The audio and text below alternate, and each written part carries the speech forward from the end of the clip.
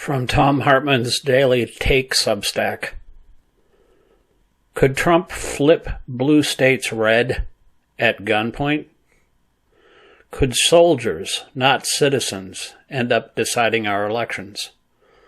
Published September 8th, 2025. The following is a song inspired by this article.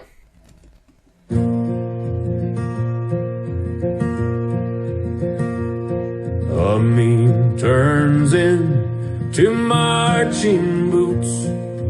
Helicopters hover while the city roots. Ballots in the crosshairs, freedom on the line. History's repeating one more warning sign. Could Trump flip blue states red at gunpoint? Could he turn our votes into a crime? When soldiers guard the ballot box, democracy's running out of time. Governor shouting, we will not obey, but federal power doesn't walk away. Is this about safety or silencing the vote?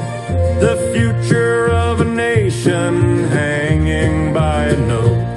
Could Trump flip blue states red at gunpoint? Could he turn our votes into a crime? When soldiers guard the ballot box, democracy's running out of time.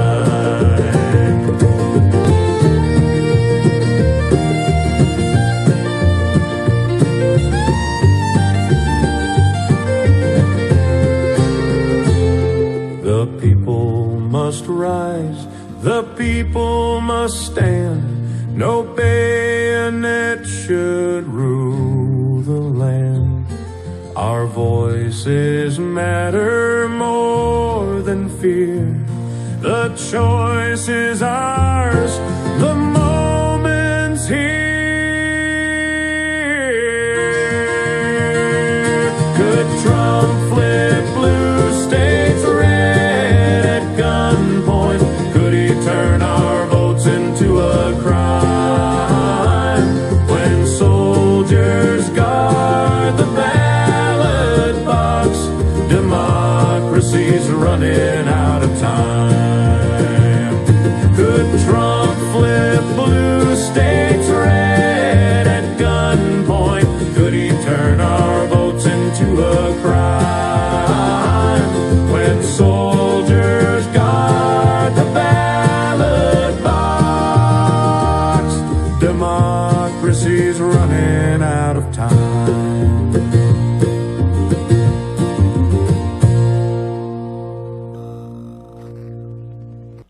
Last week, Trump posted a stolen war valor meme on his failing Nazi-infested social media site with a Bone Spurs draft dodger wearing a U.S.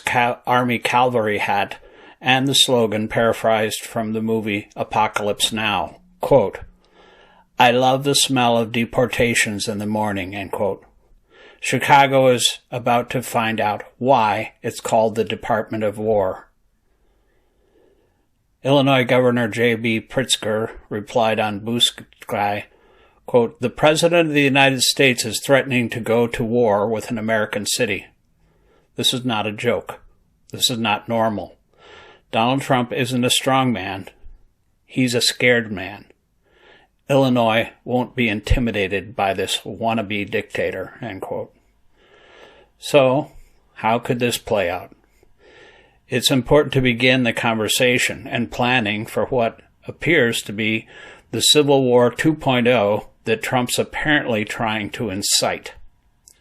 First, there's precedent for the federal government to send federal troops into a state to enforce the law as ordered by a court.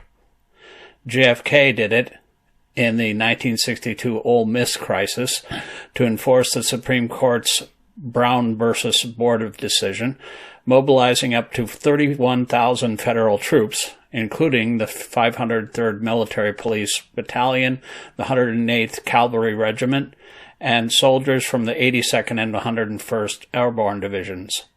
Kennedy also sent federal troops and readied thousands near Birmingham, Alabama, during violent resistance to those same federally mandated desegregation efforts. To accomplish this, Kennedy invoked the Insurrection Act of 1807, which is actually a series of laws passed over a 2-decade period that constitute a virtual blank check for presidential power. Particularly problematic is Section 253 of the law that allows the president to use troops to suppress, quote, any insurrection, domestic violence, unlawful combination, or conspiracy in a state that, quote, opposes or obstructs the execution of the laws of the United States or impedes the course of justice under those laws, end quote. As the Brennan Center for Justice explains, quote, this provision is so bafflingly broad that it cannot possibly mean what it says, or else it authorizes the president to use the military against any two people conspiring to break federal law, end quote. According to Trump's potential power, in 1827, the Supreme Court ruled that, quote, the authority to decide whether a crisis requiring the militia to be called out has arisen belongs exclusively to the president, and his decision is conclusive upon all other persons, end quote. Both J.B. Pritzker and Gavin Newsom have explicitly said that they believe much of this is Trump preparing to use troops for voter suppression in blue areas of the country during the 2026 elections to prevent Democrats from taking Congress. Pritzker said, quote, voters should understand that he, Trump, has other aims other than fighting crime, end quote, and that this is a part of the plan to, quote, stop the elections of 2026 or, frankly, take control of those elections, end quote. Newsom pointed out, quote, interestingly, we will have federalized National Guard assigned through Election Day. Is that a coincidence? Through Election Day, end quote. Additionally, the governors of 19 blue states issued a statement saying, quote, instead of actually addressing crime, President Trump cut federal funding for law enforcement that states rely on and continues to politicize our military by trying to undermine the executive authority of governors as commanders-in-chief of their state's National Guard. Whether it's Illinois, Maryland, and New York, or another state tomorrow, the president's threats and efforts to deploy a state's National Guard without the request and consent of that state's governor is an alarming abuse of power, ineffective, and undermines the mission of our service members. This chaotic federal interference in our state's National Guard must come to an end, end quote. Philadelphia District Attorney Larry Kastner went a step further, saying he was willing to actually arrest federal agents who exceed or break the law. Quote, let's be clear. If the National Guard comes to Philadelphia and commits crimes, they will be prosecuted locally, and Donald Trump cannot pardon them, end quote. So, how does this play out? Trump is already reportedly positioning Texas National Guard troops and other federal officers at the Naval Station Great Lakes, just north of Chicago, presumably preparing for an invasion of that city as soon as this week. The vision of former Confederate state troops seizing control of the largest city in the former Union state is explosive and may well provide Trump with the violence he hoped for but didn't get in L.A. and D.C. Violence he could use to justify invoking the Insurrection Act like Kennedy did, and then using that to lock down the 2026 elections. If this happens, will Pritzker follow Kastner's model and begin arresting federal agents and Texas National Guard members if they're found breaking Illinois or Chicago law? Or will he sue at federal court the way Newsom did? Or both? If he does the former, he could literally kick off a second American Civil War, If he does the latter, Trump may win Civil War 2.0 without a shot fired, particularly if the 6 corrupt, on-the-take Republicans on the court overrule the lower courts and endorse Trump's actions.